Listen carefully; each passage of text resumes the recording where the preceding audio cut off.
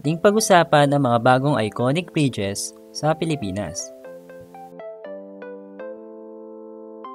Tila ang mga bagong tulay na ito ay magiging isa sa mga tourist destination katulad ng San Juanico Bridge.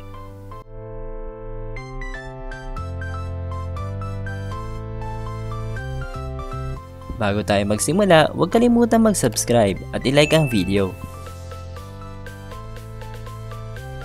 Ito ang Kalungbuyan Bridge na matatagpuan sa Santa Ilocos Sur. Ito ay may sukat na 130 lineal meters at ang total project cost ay 379 million mula sa 2016 to 2019 General Appropriations Act o GAA.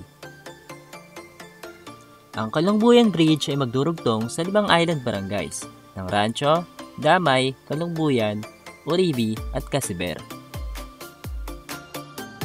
Ang lumang tulay ng Kalungbuyan Bridge ay tinamaan na ng maraming bagyo at noong 2015, ang gitnang bahagi nito ay nawasak dahil sa malakas na buhos ng ulan at daloy ng tubig dala ng bagyong Ineng. At ito na ang kanyang bagong itsura.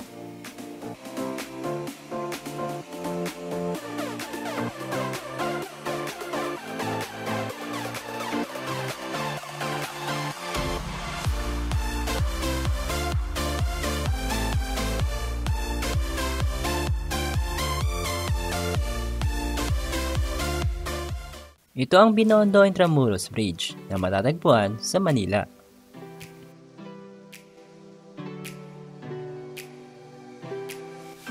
Ito ay may habang 737 meters at may 4 na lanes. Nagsimula ang konstruksyon nito noong July 2018. Ito ang magkokonekta sa San Fernando Street sa Binondo hanggang Solana Street, Riverside Drive sa Intramuros. Ang konstruksyon ay posibleng matapos sa September 2021.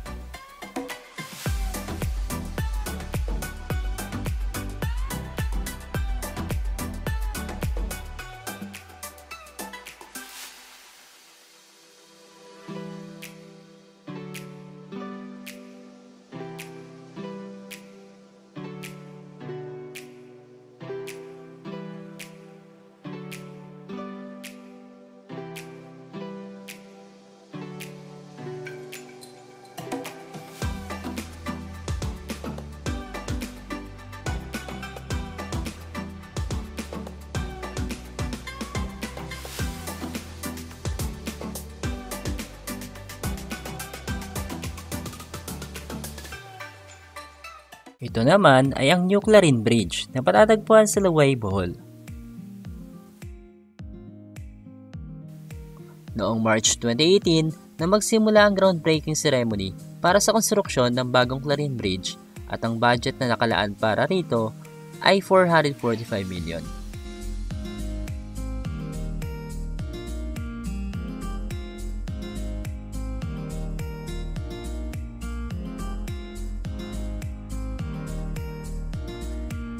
Kinakailangan ng palitan ang lumang tulay na tinamaan ng malakas na lindol noong October 2013. Ang New Clarin Bridge ay expected na matatapos sa loob ng taong 2021 o 2022.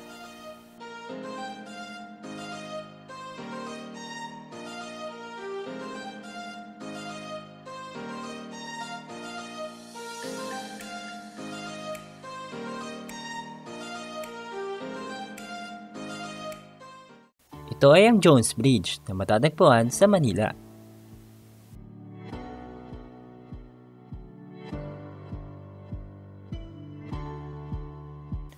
Noong 2019 ay nagkaroon ng massive restoration ang Jones Bridge para ibalik ito sa near original architecture.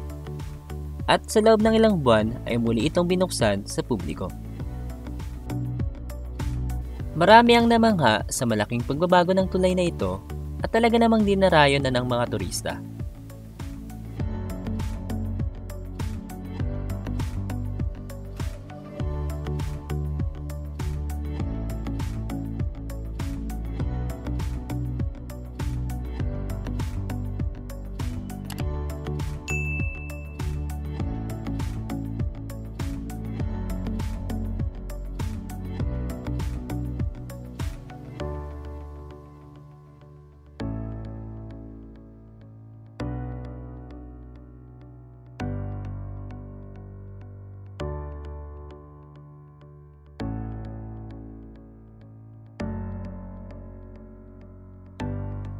Ito naman ay ang Landmark Bridge na matatagpuan sa Cabagan Isabela.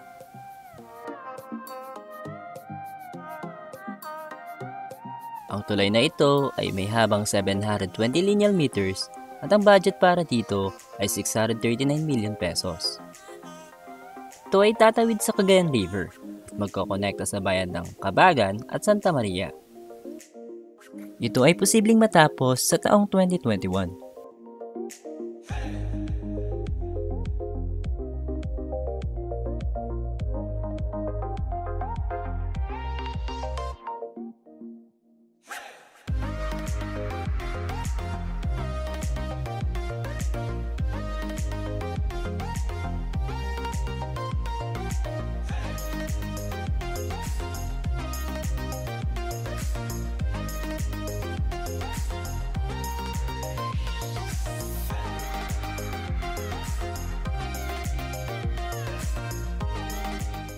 Ito ay ang Sacobia Bridge na matatagpuan sa Bamban, Tarlac.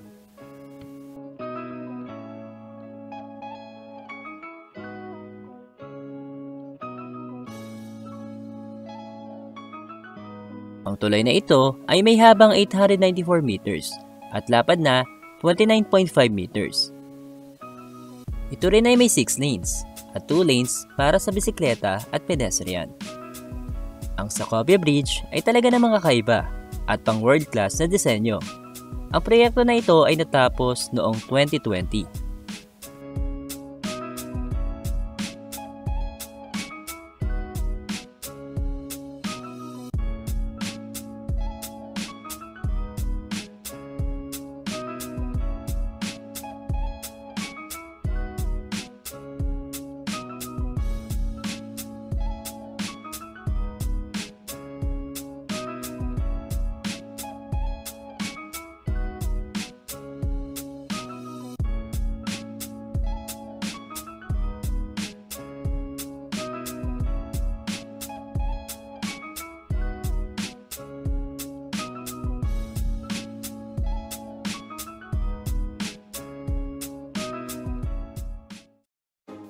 Ito ang Cebu-Cordova Link Expressway Bridge o CCLEX na matatagpuan sa Cebu.